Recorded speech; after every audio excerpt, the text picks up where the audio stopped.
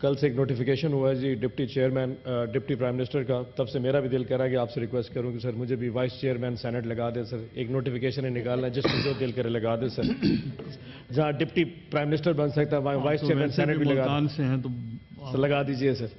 آپ کو چیئرمین سمجھیں۔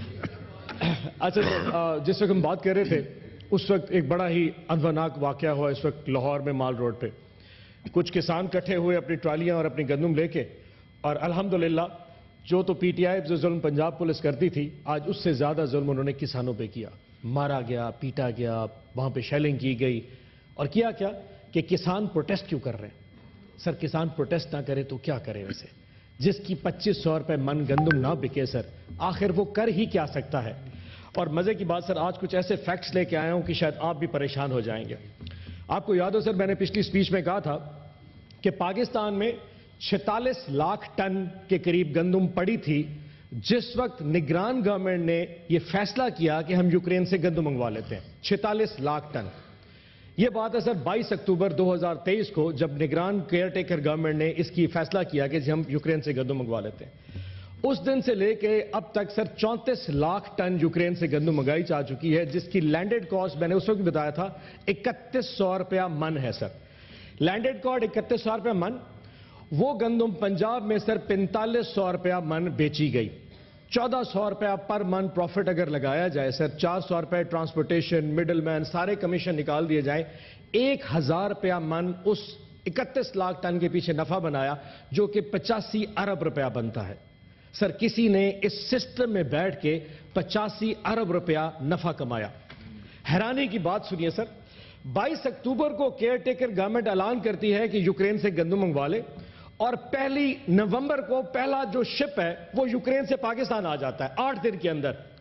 نارملی سر اگر آپ یہ جہاز یوکرین سے منگوائیں تو 22 سے 24 دن لگتے ہیں۔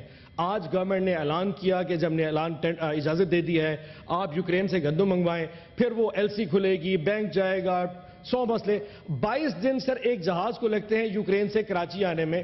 پہلا جہاز 8 دن کے اندر آ گیا۔ سر کوئی نہ کوئی تو نفع بنا رہا تھا، جس کو پتا تھا کہ اجازت نگران گورنمنٹ دینے والی ہے، اس نے آرڈر آلریڈی پلیس کر دیا تھا ایڈوانس میں، اور 8 دن میں پہلا جہاز آ گیا۔ اس وقت کراچی میں 3 جہاز آلریڈی اس وقت بھی کھڑے ہوئے ہیں، یعنی کہ کوئی پوچھنے والا نہیں تھا کہ پنجاب کی کسان کی گندم 46 لاکھ ٹن رول رہی ہے اس وقت گوداموں میں، اور 34 لاکھ ٹن کو یوکرین سے پہلے منگوا چکا تھا۔ یہ 85 ارب کا نفع کسی نہ کسی نے تو بنایا ہے۔ اس سے بڑھ کر دیکھیں، $1 ارب کی ٹوٹل یہ ایکسچیکر کو جو امپورٹ ہوئی ہے، اس میں گورنمنٹ آف پاکستان نے $1 ارب کا اپنا لاس بک کیا، یعنی کہ ہمارے ریزروز میں سے $1 ارب یہاں سے چلے گئے۔ یہ بھی کسی کو خیال نہیں آیا۔ آج جو کسان لاہور گیا بیٹھا تھا وہ کہہ رہا تھا کہ میرا خرچہ 1,40,000 روپیہ پر ایکڑ کے پیچھے آیا، اگر گورنمنٹ مجھے 2500 روپے میں بھی، اس وقت اس کی 2500 میں گندم ہے، تو میں 50,000 روپے ایکڑ کا لاس کر رہا ہوں۔ اس وقت پنجاب کے کسان کو 100 ارب کا لاس ہوا، اور جناب چیئرمین یہ یاد رکھیے گا، یہ لاس جو آ جائے اگلے 3 سال اس کے آفٹر شاکس آئیں گے۔ اگلے سال گندم کسان کاشت نہیں کرے گا، پھر یہ گورنمنٹ پھر پیسے منگوا کے باہر سے پھر گندم امپورٹ کرے گی، اس پہ پھر پیسہ بنایا جائے گا۔ یہ ایک ایسا وشیس سرکل سٹارٹ کر دیا ہے جو کہ نیور اینڈنگ ہو چکا ہے۔ اور ایک چیز اور بتا دوں سر، جن لوگوں نے امپورٹ کیا، میں نے ان کو فون کر کے پوچھا کہ آپ لوگوں نے امپورٹ کیوں کیا، تو فیڈرل گورنمنٹ والے کہتے ہیں کہ ہمیں پنجاب نے کہا تھا، اور پنجاب والے کہتے ہیں ہمیں فیڈرل گورنمنٹ نے کہا تھا۔ سر چور ان دونوں گھروں میں بیٹھا ہے، جس نے پیسہ بنایا، جس نے نفع کمایا، اور آج ان کی وجہ سے یہاں پہ کسان رو رہا ہے۔ میری آپ سے بڑی مؤدبانہ گزارش ہے سر، میں منسٹری آف فوڈ پروڈکشن کے اس وقت سٹیٹسٹکس لے کے آیا ہوں۔ جس دن 22 اکتوبر کو 2023 کو فیڈرل کیبنٹ کو یہ پروپوزل دیا گیا تھا، اس وقت یہ لکھا پڑا تھا کہ پاکستان میں 46 لاکھ کے ذخائر، اس وقت 60 لاکھ ٹن کے ذخائر پڑے تھے۔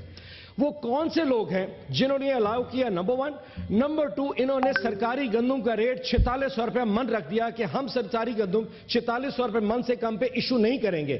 سو فلور مل والے کو کہا کہ تمہیں 4600 میں پاکستانی گندم مل رہی ہے، تم یوکرین کی گندم 4300 روپے میں لے لو۔ جان بوجھ کے ایسا انسینٹیو کریٹ کیا کہ اس وقت فلور ملوں نے وہ گندم جو پنجاب کی تھی وہ نہیں اٹھائی اور یوکرین کی کھا گئے۔ آج اس کا حل یہ ہے کہ اس وقت فیلڈز میں گندم کی گندم رول رہی ہے سر، اور یقین جانے ڈیلی بارشوں کی وجہ سے اس کا کوئی پرسان حال نہیں. لیکن مجال ہے کہ اس سائٹ پہ بیٹھے جو دوست ہیں وہ اتنے بے حس ہیں, کیونکہ کسان کی مرنے کی آواز اسلام آباد میں کب پہنچے گی سر؟ وہ لاہور, وہ ملتان, وہ سندھ مرد کھر کے کھپ ہو جائے گا. یہاں پہ تو سب الحمدللہ اچھا کی رپورٹ چلی ہے.